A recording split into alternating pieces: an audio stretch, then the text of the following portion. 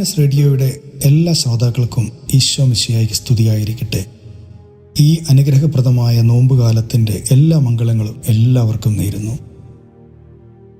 ആത്മീയ മനുഷ്യനെ സംബന്ധിച്ചിടത്തോളം അവനൊരു യുദ്ധത്തിലാണ്, ലോകത്തോട്, ശരീരത്തോട്, പിശാചിനോട്.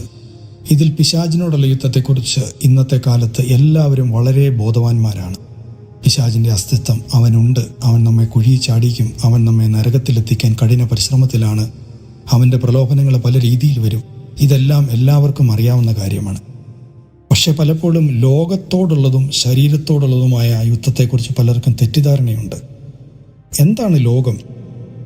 ലൗകികരെന്ന് നാം പലപ്പോഴും, പ്രത്യേകിച്ച് നമ്മളെപ്പോലുള്ളവർ, പ്രാർത്ഥനയിൽ താല്പര്യമുള്ളവർ, ആത്മീയ മനുഷ്യരെന്ന് സ്വയം അഭിമാനിക്കുന്നവർ, മറ്റുള്ളവരെക്കുറിച്ച് പൊതുവായ ഒരു കമൻറ്റ് പറയാറുണ്ട്, അവരൊക്കെ ലൗകികരാണ്, അവരൊക്കെ ആഡംബരത്തിൽ ജീവിക്കുന്നവരാ, അവർ അണിഞ്ഞൊരുങ്ങി നടക്കുന്നവരാ, ആഭരണങ്ങൾ ധാരാളം ധരിക്കുന്നവരാ, സുഖഭോഗങ്ങളിലാണ് അവർ ജീവിക്കുന്നത് എന്നതുകൊണ്ടൊക്കെ അവർ ലൗകികരാണെന്ന് നാം അവരെ ബ്രാൻഡ് ചെയ്യാറുണ്ട്.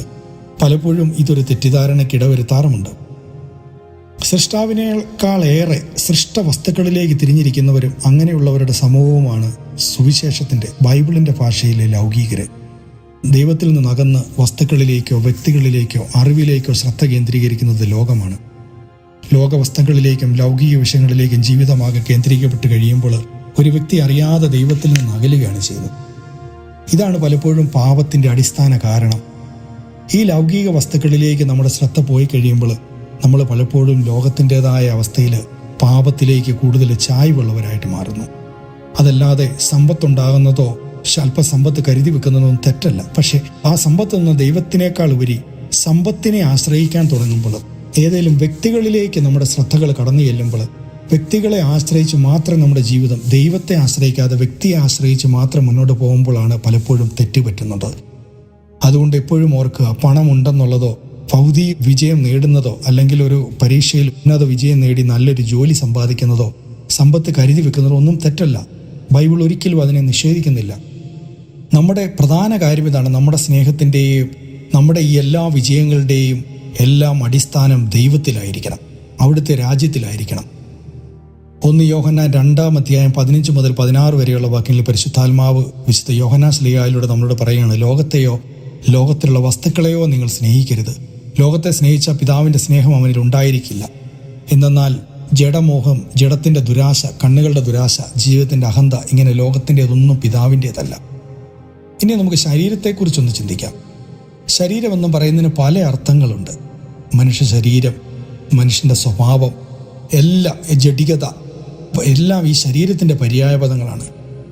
ക്രിസ്തുവിൽ വിശ്വസിക്കുന്ന വ്യക്തികൾ ശരീരവുമായ ഒരു ആത്മീയ യുദ്ധത്തിലാണെന്ന് ബൈബിൾ നമ്മളോട് എപ്പോഴും ആവർത്തിച്ച് പറയാണ്. പ്രത്യേകിച്ച് സുവിശേഷങ്ങളിലും പൗലോസ്ലീഹയുടെ ലേഖനങ്ങളിലെ, യോഹന്നാൻ ശ്ലീഹയുടെ ലേഖനങ്ങളിലൊക്കെ നമ്മളത് എപ്പോഴും വായിക്കാറുണ്ട്.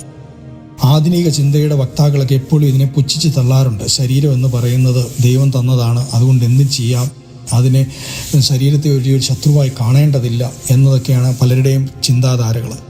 പക്ഷേ ശരീരത്തിൻ്റെ പല സ്വഭാവങ്ങളും വാസനകളും മനുഷ്യൻ്റെ ആത്മീയ ജീവിതത്തിലെ വളർച്ചയിൽ ഒരു വലിയ തടസ്സമായിട്ട് പലപ്പോഴും നിൽക്കുന്നത്. ഒരു സംഘടന അവിടെ നടക്കാറുണ്ട്, ഒരു യുദ്ധം നടക്കാറുണ്ട്. അതൊരു വലിയ യാഥാർത്ഥ്യമാണ്. വെറുതെ നിഷേധിച്ചതുകൊണ്ട് മാത്രം അതില്ലാതാകുന്നില്ല. ഞങ്ങൾക്ക് യാതൊരു വിധത്തിലെ പ്രലോഭനവുമില്ല, ഒരു സംഘർഷവുമില്ല എന്ന് പലരും പറയാറുണ്ട്. തന്നെ കീഴ്പ്പെടുത്തിക്കൊണ്ടിരിക്കുന്ന ശത്രുവിനെ തിരിച്ചറിയാനുള്ള ആ ദൈവ അവബോധം നഷ്ടപ്പെട്ടതാണ് ഇതിന് കാരണം. പ്രലോഭനമില്ലാത്തതല്ല, പ്രലോഭനമാണെന്ന് തിരിച്ചറിയാതെ അതിനെ അടിമപ്പെടുത്തുന്ന സാത്താൻ്റെ ശക്തിയാണ് ഇവർ പ്രവർത്തിക്കുന്നത്. പ്രത്യേകം ശ്രദ്ധിക്കുക, ബെനഡിക്ട് 16-ാമൻ മാർപ്പാപ്പ എപ്പോഴും പറയാറുള്ളൊരു കാര്യമുണ്ടായിരുന്നു, സാത്താൻ്റെ ഏറ്റവും വലിയ വിജയം എന്ന് പറയുന്നത് അവനില്ല എന്നുള്ള ഒരു മൂഢസ്വപ്നം, മൂഢസ്വർഗത്തിലാണ് എല്ലാവരും ഇരിക്കുന്നതെന്ന്. വെറുതെ നിഷേധിച്ചുകൊണ്ട് മാത്രം അതില്ലാതാകുന്നില്ല. വിശുദ്ധ പൗലോസ്ലീഹ പറയുകയാണ്, റോമാക്കാർക്ക് എഴുതിയ ലേഖനം 8-ാം അധ്യായം 7-ാം വചനത്തിൽ, ജഡിക താല്പര്യങ്ങളും ഒഴുകിയിരിക്കുന്ന മനസ്സ് ദൈവത്തിൻ്റെ ശത്രുവാണ്.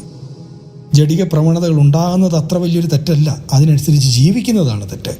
ജഡിക പ്രവണതകൾക്കനുസരിച്ച് ജീവിക്കുന്നവർക്ക് ദൈവത്തെ പ്രസാദിപ്പിക്കാൻ സാധ്യമല്ലെന്ന് റോമാക്കാർക്ക് എഴുതിയ ലേഖനത്തിൽ പൗലോസ്ലീഹ 8-ാം അധ്യായം 8-ാം വചനത്തിൽ പറയുകയാണ്. അതുകൊണ്ട് എന്ത് ചെയ്യണമെന്നും പൗലോസ്ലീഹ പറയുന്നുണ്ട്, ആത്മാവിൻ്റെ പ്രേരണയനുസരിച്ച് വ്യാപരിക്കുവിൻ, ജഡമോഹങ്ങളെ ഒരിക്കലും തൃപ്തിപ്പെടുത്തരുത്.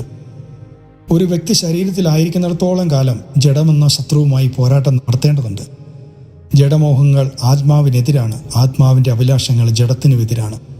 അവ പരസ്പരം എതിർക്കുന്ന നിമിത്തം ആഗ്രഹിക്കുന്നത് പ്രവർത്തിക്കാൻ നിങ്ങൾ കഴിയാതെ വരുന്നു. ആധ്യാത്മികമായ ഒരു വ്യക്തി എത്രമാത്രം വളർന്നാലും പ്രലോഭനത്തിലും പാപത്തിലേക്കുള്ള ചായ്വ് കൊണ്ട് സ്വാഭാവികമാണ്. പ്രലോഭനവും പാപവും തമ്മിൽ വ്യത്യാസമുണ്ട്. കർത്താവായ യേശുക്രിസ്തുവിന് പോലും പ്രലോഭനം ഉണ്ടായിട്ടുണ്ട്. പ്രലോഭനത്തിൻ്റെ ആദ്യ പടി കടന്ന് മ്ലേച്ഛമായ ആഗ്രഹം വളർത്തുകയും അനുസരണക്കേടിൻ്റെ ഏതെങ്കിലും ഒരു പ്രവൃത്തി ചെയ്യുമ്പോഴാണ് നമ്മൾ പാപത്തിലേക്ക് വീണു പോകുന്നത്. അതാണ് യാക്കോബ് ശ്ലീഹ പറയുന്നത്, ദുർമോഹം ഗർഭം ധരിച്ച് പാപത്തെ പ്രസവിക്കുകയും പാപം പൂർണ്ണ വളർച്ചയെത്തി മരണത്തെ ജനിപ്പിക്കുകയും ചെയ്യുന്നു. ഈ ഒരു പോരാട്ടത്തെ ജയിക്കാനുള്ള ഏക വഴി പരിശുദ്ധാത്മാവിൻ്റെ നിയന്ത്രണത്തിനും ശക്തിക്കും മുമ്പിൽ നമ്മെ തന്നെ സമർപ്പിക്കുക എന്നതാണ്. ശരീരത്തിൻ്റെ പ്രവണതകളെ ആത്മാവിനാൽ നിഹനിക്കുന്നെങ്കിൽ നിങ്ങൾ ജീവിക്കും. ദൈവത്താൽ നയിക്കപ്പെടുന്നവരെല്ലാം ദൈവത്തിൻ്റെ പുത്രരാണ്. ഈ നോമ്പുകാലത്ത് നമുക്കിതിനായിട്ട് പരിശ്രമിക്കാം. ആമേൻ. ദൈവം എല്ലാവരെയും അനുഗ്രഹിക്കട്ടെ.